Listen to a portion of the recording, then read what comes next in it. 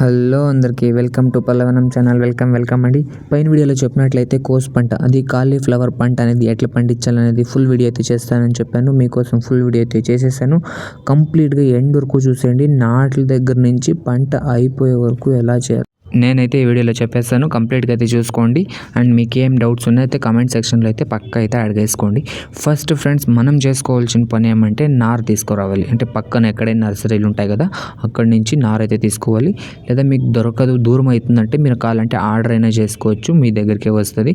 నార్ తెచ్చినప్పుడు చూడడానికి నారేం బాగుండాలని లేదు ఫ్రెండ్స్, బతుకుంటే చాలు. అండ్ సుడ్లు విరిగిపోకుండా ఉంటాయి కదా, అట్లాంటి నార్ సెలెక్ట్ చేసుకోండి. ఒక 2 రోజులు ముందుగానే నార్ని అయితే తీసుకొచ్చేసి మీరు మీ చోట్లో మీరు ఎక్కడ పంట పెడతారో ఆ చోటు పక్కలో పెట్టుకోవాలి. ఎందుకంటే మన గాలి వాతావరణంకి దానికి అంతా అడ్జస్ట్ కావాలి కాబట్టి మనం ముందుగానే తెచ్చుకోవాలి. దానికి నీళ్ళు వేసుకుంటూ ఉండాలి ఎండిపోకుండా. ఫస్ట్ ఇదైన తర్వాత మనం చేయాల్సిన పని అంటే ట్రాక్టర్తో కానీ ఎద్దులతో కానీ మనం బెడ్లు అయితే తయారు చేసుకునేయాలి. బెడ్లు తయారు చేసుకొని డ్రిప్ పైపులు అంతా వేసుకునేయాలి. డ్రిప్ పైపులు వేసుకున్న తర్వాత నీళ్ళు నానడానికి అయితే వదలాలన్నమాట. నానిన తర్వాత చూడండి, వెనక్కి చూస్తుంటే కంప్లీట్గా ఎలా నానిందనేసి చూడు, ఇంకా ఎక్కువ నానలేదన్నమాట, ఇంకా నానాలి. ఒక 2 రోజులు మీరు నీళ్ళు వదిలారంటే డ్రిప్ పైపులకి ఫుల్ బెడ్లంతా అయితే కంప్లీట్గా ఇప్పుడు చూస్తున్నారు కదా, ఇంత మాత్రమైనా నానింటే చాలు. మీరైతే నాట్లు అనేది అయితే వేసుకునేయచ్చు. అండ్ చూసుకోవచ్చు మీరు పైపులు ఎట్లా వేసుకున్నాం అనేసి మిడిల్కి అయితే వేసుకోవాలి. మీరు బెడ్ తయారు చేసింటారు కదా, ఆ బెడ్ మధ్యలోకి అయితే పైపులు అనేది వేసుకునేలా. నానిన తర్వాత ఇంక నాట్లు వేసుకోవడమే. అండ్ నాట్లు వేసుకోవడం కూడా ఎంత దూరం వేసుకోవాలి అనేది అయితే కూడా చెప్తాను, క్లియర్గా చూసుకోండి. అండ్ స్కిప్ అయితే చేయకండి మధ్యలో, మీకు వీడియో నచ్చలేదనేసి. అండ్ ఇంకా ఏమంటే మనకి సైడ్ ఇంట్లో సంసారానికి కావాలి కదా ఎర్రగడ్డలు, అలాంటి వాళ్ళు ఒక బెడ్కి ఎంటివైనా వేరే పంటలు కూడా పెట్టుకోవచ్చు. దీంట్లో అట్లేం లేదు, వేరే ఎంటవైన ఇంటికి అయ్యే సామాగ్రిలు కూడా దీనిలో ఈ పంటలో అవుతాయి. ఓన్లీ కోసే పెట్టుకుంటే మనకు వేరే తినడానికి కావాలి కదా, అట్లాంటివి బీట్రూట్ పెట్టుకోవచ్చు, ఇంకా ఎర్రగడ్డలు, తెల్లగడ్డలు, అదే ఉల్లిపాయలు, వెల్లుల్లిపాయలు, ఇట్లాంటివన్నీ అయితే పుడుచుకోవచ్చు. చూడండి, నీళ్ళు బాగా వదిలిన తర్వాత ఇట్లా కొన్ని మోర్ జగలు కొనాల్లో ఉంటాయి కదా, ఇట్లా అక్కడ కొంచెం నీళ్ళు ఎక్కువ ఇంచి తేమ ఉంటుంది, పర్లేదు, ఇంత తేమ అయినా కూడా పర్వాలేదు. కానీ స్టార్ట్ చేసుకొని ఇలా కట్టి తీసుకొని చూపుగా చేసుకోవాలి, గడార్ మాదిరి చేసుకొని ఆ కట్టిని దాన్ని గాతాలంటాం మేమైతే. ఒక అడికి ఎక్కువగా ఒక్కొక్క ప్లాంట్కి అంటే ఒక్కొక్క నారు కూడా దూరంగా అయితే మీరు గాతాలు అనేది వేసుకొని దాంట్లో అయితే నాటుతా రావాలన్నమాట. అప్పుడు నాటదంటే ఏం లేదు, దాంట్లోకి పెట్టడం ఊరికే దాని మీద తోస్తే చాలు, కంప్లీట్గా అయితే అవి నాటుకునేస్తాయి. అండ్ చూడండి, మీరు వేసేటప్పుడు డిస్టెన్స్ చూడండి, దానికి దీనికి ఎంత దూరం వేస్తా అన్నారు అనేది అయితే కరెక్ట్గా అబ్జర్వ్ చేసుకోండి.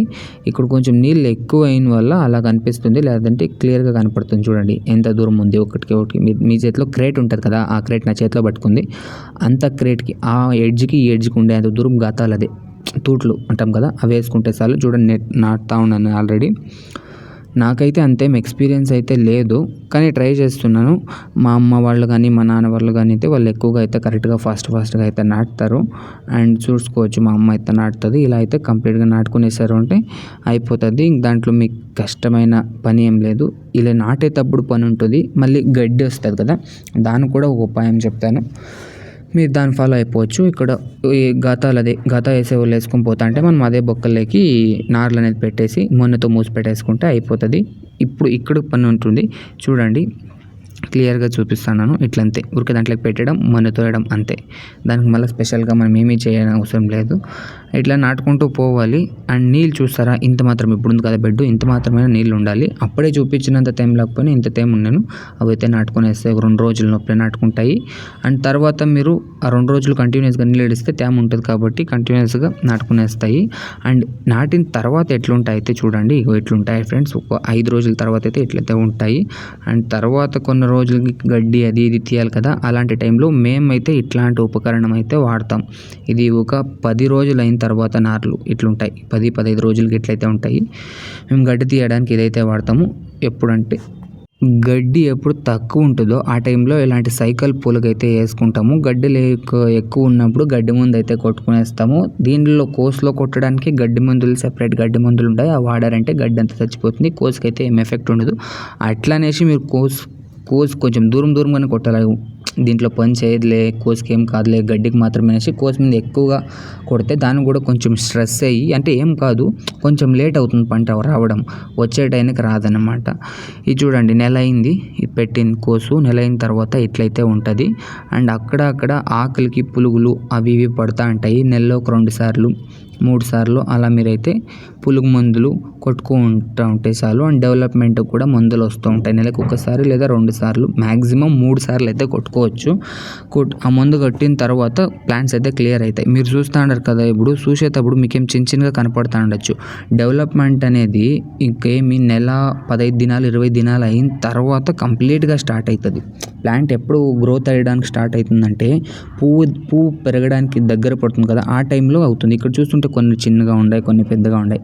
మనం దానికి ఎక్కువ మద్దతు ఇస్తాం. ఎప్పుడు నెల 15 రోజులు లేదా నెల 10 రోజులు అయిన తర్వాత మద్దతు ఇస్తూ ఉంటే, మద్దతు ఇచ్చిన 5 దినాలు 6 దినాలకే మీకు ఫుల్ డెవలప్మెంట్ అయితే కనపడుతుంది.